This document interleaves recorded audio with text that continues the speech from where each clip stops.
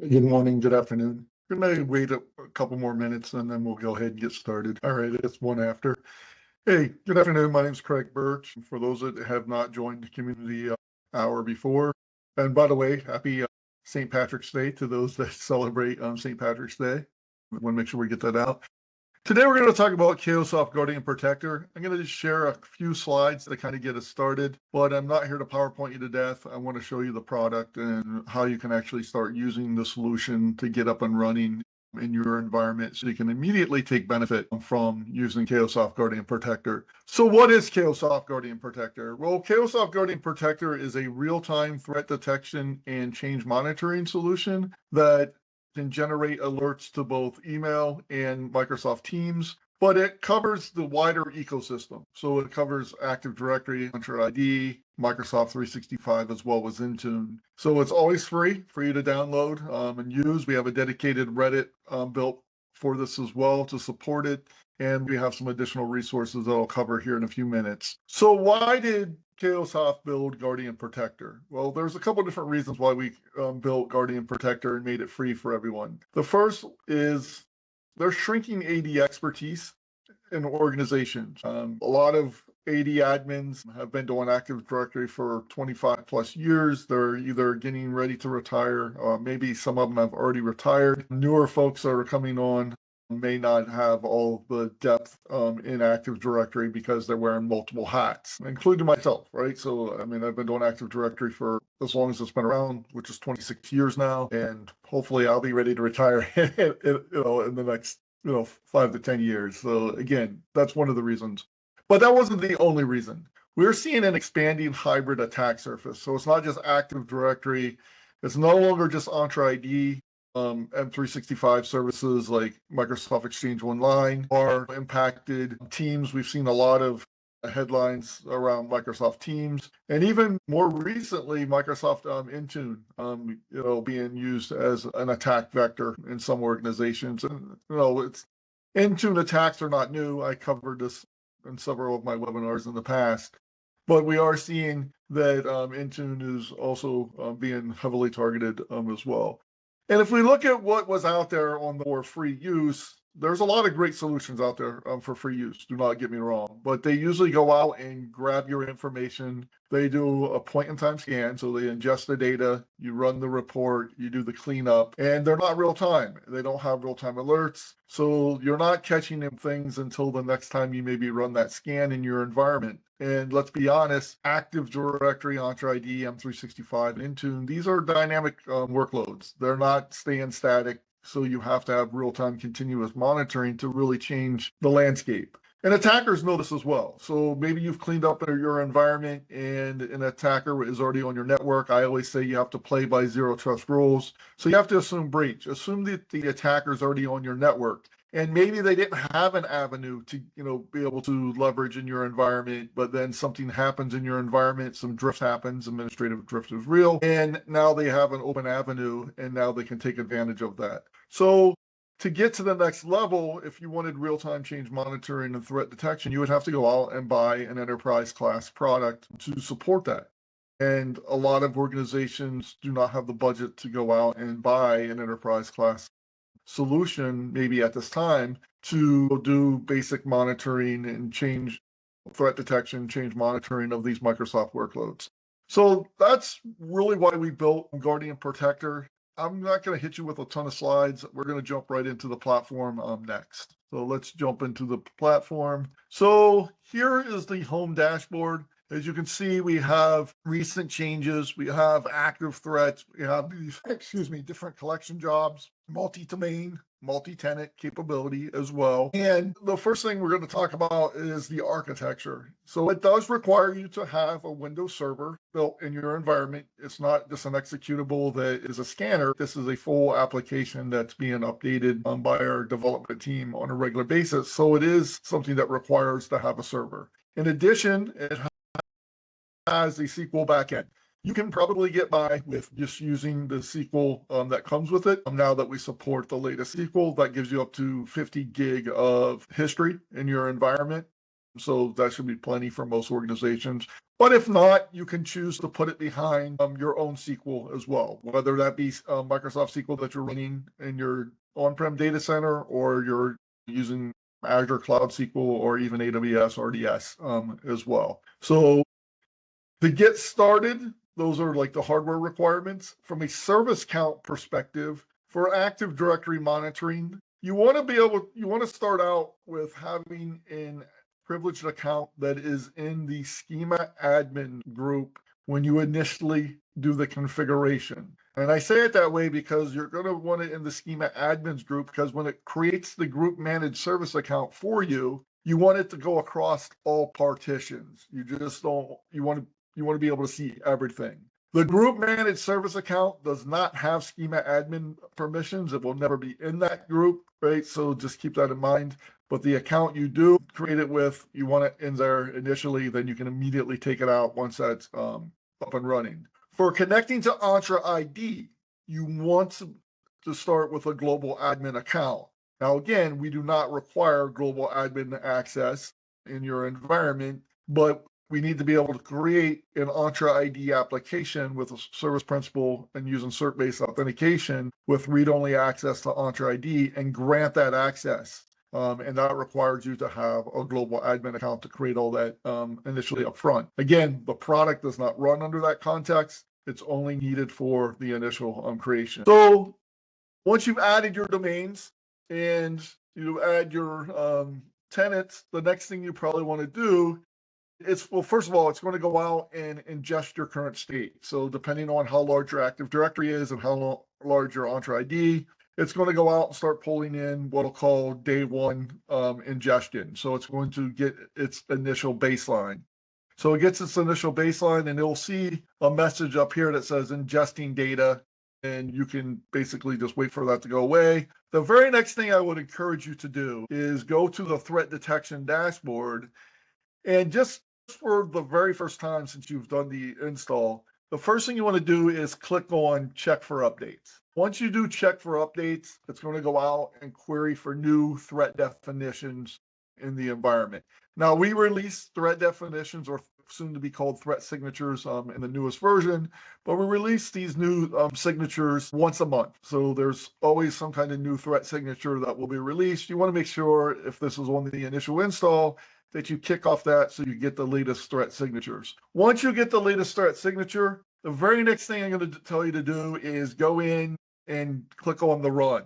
So click this. Now, you don't need to do this after you've done the initial, once you've done this for the first time. It'll automatically go out and do this for you. So it'll actually go out and check once a day for your threat updates. But since you're just now getting, the product installed, just kick it off, make it go a little bit faster. And the same thing with the threats. Now, they will run behind the scenes automatically, but we want to kick it off, give it a good start, so that we can get an understanding where we might have risk in our environment. Again, Guardian goes across Active Directory, Entra ID, M365, and Microsoft Intune as well. Once it does that initial threat detection, the very next thing you might want to do is download your threat summary report. So you're just going to click on download your threat summary report, and this is going to give you the initial baseline of where you're at today in your organization. Now, Guardian classifies some things a little bit different from other solutions out there. So we use a severity ranking, and we have it go from critical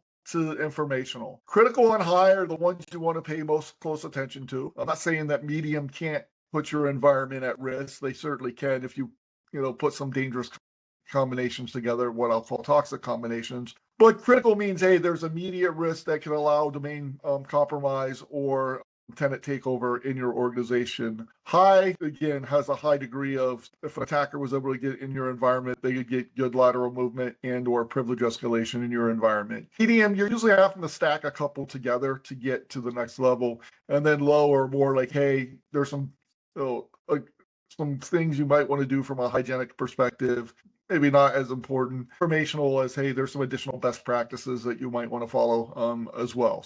Again, critical and high is what I would focus on first. And then we have something called a remediation complexity. And this remediation complexity goes from low, medium, and high. And it's not based on how hard it is to do technically. It's if I were to make this change in my environment, what's the potential risk that it would make in my environment? Obviously, high means that there is a potential that I could break an application or multiple applications in my organization. It requires more due diligence. Whereas medium may only impact a single application, and low means, hey, it's fairly easy. We can go in and make this something that we can address quick. And the reason why I say that is I would put my focus on the most critical, lowest complexity items out of the gate so that you can immediately, improve your security posture on day one. That's how I would treat it. Then I would move on to critical, medium risk. And then when I got into critical high, I would see what I can actually address. If I can't address those, I would probably move to high, low, high, medium, high, high. So you can see how you could put that to use in your organization. So the threat report will show you all the threats in your environment, the classification, as well as everything you need to know about the threat. So here's the severity, here's what the threat description is, the remediation advice, and open threats, like what are the things that are actually triggering it. So the what in the organization, or what we call the evidence. But that's running a report, cleaning up and harden your environment. You definitely want to do that. So we call that identity security posture management. So we get an understanding of where we might have opportunity to strengthen our security. And we definitely want to do that. But that's what other solutions do as well. And that's what's really good is there's a lot of good free solutions that do that part of it. The next part is what I'm going to talk about is unique. You can actually set up alerts inside of Guardian Protector to use Teams as well as Exchange Online to send real-time alerts as they're occurring in your environment. Why would you want to do that? Well, I said again, identity, M365 are not workloads that are static, right? They're dynamic. You want to be able to get real-time alerts into your team's hands so that you can immediately address risk before someone can actually take over that risk. So that's how we stop administrative drift. So again, we go across the entire ecosystem.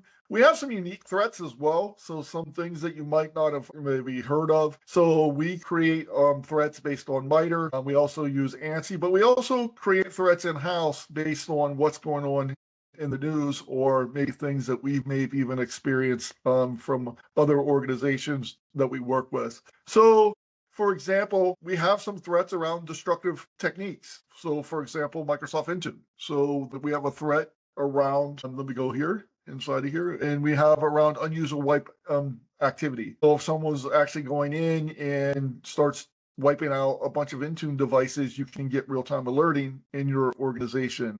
We have threats around privilege escalation. So someone getting added to Entra ID roles, new users getting created that get added to privilege roles, all of those things. Again, we need to be able to have that real-time context so that we can help organizations mitigate risk in their organization as fast as possible. And again, we teach you exactly what the threat is, what you need to do for a remediation perspective, etc. And you can get those alerts in real time. So definitely take advantage of that alerting capability. So that's on the threat side. We have several others around that. So if we type, what do I say, devices, there's some different things around devices, around bulk changes, etc. Let's look at some additional bulk changes real quick. And again, what's really nice is you can even just search to see what's available, but you can see, hey, here's a bunch of group changes, a bunch of user changes, Entra, as well as Active Directory, computers, devices, and then Intune is around wipe devices because that's really, or resetting, wiping the device because it's a destructive action. So these are things you would definitely want to have alerts on in your organization, but there's other things as well, right? If someone adds a new account that has DC sync style permissions, we're going to report on that as well. And that's where change history comes into play as well. Again, so once it ingests that data, it gets the current state of those objects. And now we have the initial baseline. So we can track changes across Active Directory, right? So groups, ACLs, computers, users, group policy as well. So you can use it to track changes within group policy. Even someone goes in and adds themselves from an ACL perspective, but if someone goes in and actually changes group policy settings as well, you can see what the before and after was of those changes. And that's the beauty of Cayosoft Guardian Protector. We're doing observational change monitoring. So when you created that GMSA account, it's going to be added to the replication API, or DIRSync, I like to call it. And it's going to be talking to Active Directory in real time. And then it's going to pull in the event log data only to fill in the initiator of who actually made the changes. And the reason why that's important is when we built our solution, we knew that when attackers come after organizations, they usually go after a couple, I'll call them security tools as part of that. You got to assume that your EDR solutions will be part of the attack. You've heard of probably things like EDR killer, EDR silencer. I'm not saying that you don't need EDR, you definitely need EDR, but there are ways that attackers can get around that. The second is the attackers also know that organizations have invested in SIM technology. And SIM technology is very needed and you want to have it, but there are ways to get around using SIM technology, especially with Active Directory and Entra ID. Well, really with Active Directory specifically, but even with Entra ID. So what am I talking about? Inside of Active Directory, you can go in and change the audit policy. So you may miss some of those more advanced persistent techniques that would be picked up, as well as clearing the event logs. So go in and clear the event logs. Your SIM can be blind. And then the other challenge with SIMs, again, great solution, but maybe they might not have all the context around some of these changes. And if you're sending all this information into a SOC, that could be very challenging without enriched context.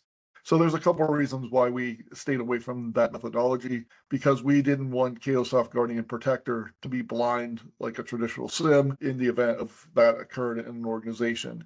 Now, what we would miss would be the initiator, but you would have enough information around what changed in your environment from that aspect. So keep those things in mind. We have what we call, safe queries, and we have custom safe queries as well. Right now, I'm focused on all changes in the organization, but maybe I want to drill in only on Active Directory changes as well. So I can apply that. Now that's going to take out things like Entra ID, Exchange Online, Teams, as well as Microsoft Intune. We're now just focusing on Active Directory changes, and we can filter again and when it happened. So with Cayosoft Guardian Protector, you can actually go back 2 weeks. So let's say we want to go see what happened within the last 24 hours. All I need to do is I'm hitting Active Directory, I'm hitting last 24 hours. And then all you do is click this run query. And now I've scoped this down to the last 24 hours in our environment. Maybe I only want to focus on certain properties. We can do that as well in here by clicking the object type. Or maybe the action occurred. You can actually select the operation type, created, deleted, executed, modified, or undeleted. Keep in mind, we track all changes that inside of Guardian Protector as well. If you log on to the platform, you can see that I log on with this administrator account, breaking best practices, but you can see that in the change history as well. So it's not just the M365, AD Entra, and Intune, but also what's happening with inside of Guardian. And you can see here some mailboxes got updated, etc. So again, you can see that even if the change wasn't initiated by a user, like Microsoft does some mailbox balancing, add some new rules, update Intune policy. We've seen that in the past. We will record that in there so you can see what exactly happened in the organization. So let's go back to do some Active Directory changes and get some idea of what changes occurred, and maybe we can even show some changes live as well. So let's go in and just do all 80 changes, and then I'll do some Entra as well, just to kind of show you. Again, now we're focusing on, Active Directory only. Here we can see that Claude Watts was an AD user and he was added in the environment. It's a new user. But let's actually go in and make a change live in AD so we can kind of get a change, see what's going on. So let's go in and just remove some people from group here so you can actually see. We're going to see that changes in the environment. The initiator will fill in here soon, but let's see, you can see it. Again, we can see that, hey, that the M365 group was removed, but actually let's look at it from a different lens as well. So here, Aaron, we can see that he was removed from the M365 group, but We also can drill in and look at the change history of the group itself. So you can go deeper into see, okay, what else was changed in that M365 group. And if I pick that change here, you can see exactly who was able to remove. Now with Guardian Protector, you can't use the rollback function. Well, you would initiate a full trial at that time, and you could roll back that change with one click. But that comes with the paid subscription, or if you go to the trial offer as well. But you do have the information of who was in the group. You could export that out and feed it back into PowerShell and put it back together if you needed to, or you could try the feature and roll it back as well. So kind of keep that in mind. So you can dig into deeper changes into the organization and really kind of see, okay, it wasn't just Aaron, it was this group who was impacted in the environment. So if you think about that scenario now, you've basically improved your incident response capabilities. So you can actually go in, see the change, see who else wasn't changed, quickly get your environment back up and running with using Guardian Protector. Let's go look at some Entra ID changes in the environment. So let's focus on Entra. If you are not sure, you don't know which one you're looking for, again, you can just kind of put in Entra, and now we can see, let's filter on Entra. And now we can see here we have some Entra device enrollment, registration, some update properties. Look, we see like a new global administrator was added. So Craig Birch, this guy, added a group inside of global administrator group, or the global administrator role, not group, called KO Global Admins. And maybe that's an approved change, maybe that's not. But as you can see, we trigger alert because that is a high risk activity to an organization. So you could get that alert into your teams as well as your email so that you can immediately go in and address that risk if it was something that needed to be addressed. It's not just understanding the groups. So we obviously track like groups, users, that's the basics, but we also track enterprise applications. So if you go in, create new enterprise applications, as well as adding certificates, conditional access policies, Intune policy, Exchange Online permissions, mailbox settings, role permissions, etc., across the board. And with the newest release of 7.2, which will be released later this month, there will be some, I'll say, saved queries for agents within Microsoft 365 as well. So being able to dig into this was agent activity versus a human that made this change. Very quickly be able to address that. That's coming out in our next version of Guardian, which is going to be released for GA at the end of the month. So again, we're constantly adding capability to the product and bringing new features to help organizations really kind of dig into some things. If we look at some of the threat definitions that we've already added since, I'll say the last release, we put in some threat definitions around service connection points, resetting admin passwords, going in and changing the password of Entra ID privilege roles as well, because that could be a sign of an initial compromise, etc. So getting you that information. And you probably have heard Microsoft's, if maybe you have or haven't heard, but Microsoft is enforcing RC4 encryption to go away. The first state was in January, where they basically provided some additional auditing. In April is enforcement mode, and in July it's strict mode. So in preparation for that activity, we actually built some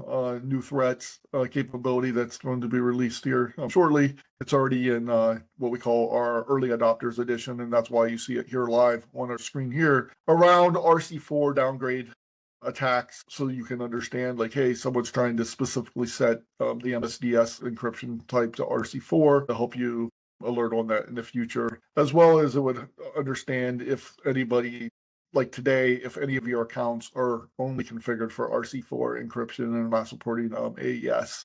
So again, downgrade attacks, but also proactively alerting you of some of those capabilities. So we have some of those coming in the very near future. We constantly add new capabilities to this product. So it's a live solution. It's based off of our Cayosoft Guardian Core product. So it's actively being developed on a regular basis. we receive numerous feedback from our customers on, hey, well, can you add XYZ feature? Where it makes sense, obviously, that will get added into the product, and then that can get pushed down to Guardian Protector. There are a couple things that obviously stay only within the paid solution, but all the threat detection and change kind of monitoring pieces that we currently have will continue to be in the Guardian Protector solution. I'm going to see if there's any questions, and I covered quite a bit there. I want to make sure we have some interaction here. Is there any questions from anybody out there? If so, you can just use the Q&A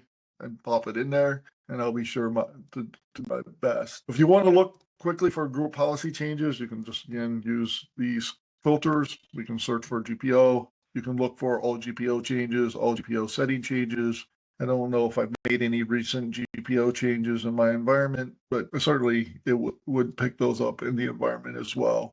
So again, these filters are very easy to get you up and running in the environment. Got here late? Yes, I always send out the recording. Give me about a day to get that out.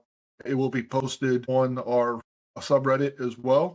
So if you haven't joined the subreddit, please join the subreddit. I'll share that information here at the end for you so you can get up and running. If you haven't downloaded Guardian Protector, please go ahead and download it. It's easy to install, get up and running. We have some YouTube videos that we put out on basically taking you step by step. You do have to stand up a separate, so I will say you need to stand up it needs to be installed on a Windows server that runs in your environment. Whether that be a separate server in your environment that you choose is entirely up to you. I always say if you can, spare a VM, put it on a VM. But if you have like a tool server, maybe that is not being heavily used, you could throw Guardian Protector on there. It has a small footprint, so it's not too bad. But it does have SQL on the back end, so you want to make sure that you have some additional space. And like I said, the latest version of this SQL supports up to 50 gig, but it's still limited to the 2 weeks of a change history. Great questions. Are there any other questions? Yes, anything that I showed today is in Protector. If it's in Protector, it's in all versions of Guardian as well. So if you are using a paid version of Guardian, they exist. It exists in that as well. Because again, Guardian Protector is based off of the Guardian Core solution. So Guardian Core gets updated, all versions of Guardian gets updated, and then also Guardian Protector. You can go to cayosoft.com and you can click on solutions and you'll see the Protector page there as well. And that'll get you the download. I can post the links here as well. So you guys have that. Are there any folks on the call that are already using Guardian Protector? We'll see if you are. So you do need a global admin to install Guardian Protector, but after that, it creates an Entra ID application using a service principal that has read-only access. So it does not have elevated rights into your environment. It only has read-only. So you do need global admin to create and basically grant the consent of the application. Once it's done, it creates an Entra ID application with the service principals, rights of Graph API. With read-only access, and then we control that authentication by cert-based authentication. That certificate gets rotated every 30 days automatically for you. The only time that you would need to re-grant consent is basically if we added some new features in there and that feature required a grant of consent. And then we would list that in our updates and also on our Reddit channel as well when we put out releases. Let me see if there was any other questions. I saw a couple questions. Maybe they're coming through the chat. So I saw that one. Hang on one second, please. What about access to the product itself, the console? So by default, the local administrator account will have access to, so anybody that's in the building administrators on the Guardian Protector server will have access. Guardian Protector has basically 2 roles from a delegation, actually 1 role that's for delegation, and it's going to be the global admin. Now the paid versions have multiple delegation roles, but Protector is limited to the global admin role. Any other questions? I think this all requires. Yes, it requires a GMSA account to be created. That's correct. So as I mentioned earlier, you want to start with an account that has schema admin that you are creating the GMSA with. So it goes across all partitions, or we're not going to be able to get to the schema partition because we're granting read access all the way down those different partitions. We're adding ourselves to the event log reader. All of this is actually detailed out on our support site, our Reddit. We have a very detailed wiki around everything that's required to get up and running, how to configure your communication channels, what that access looks like. Additional tips and tricks are out there as well in our Reddit wiki. If there's something that you guys need, obviously put it out on the Reddit. I am the main moderator of the Reddit channel as well. Really kind of the Guardian Protector guru for Cayosoft. So anything that gets added to our Reddit, I put out like threads of the week. So, put out some additional things out there. This recording will go out there later, either today or tomorrow, just depending on time from my side. So let me share a few more slides. So again, it really can be used for IT security leads and SOC analysts. Anybody really, sysadmins, identity engineers can help with compliance. Mid-market, enterprise IT as well, right? So it's not just SMB.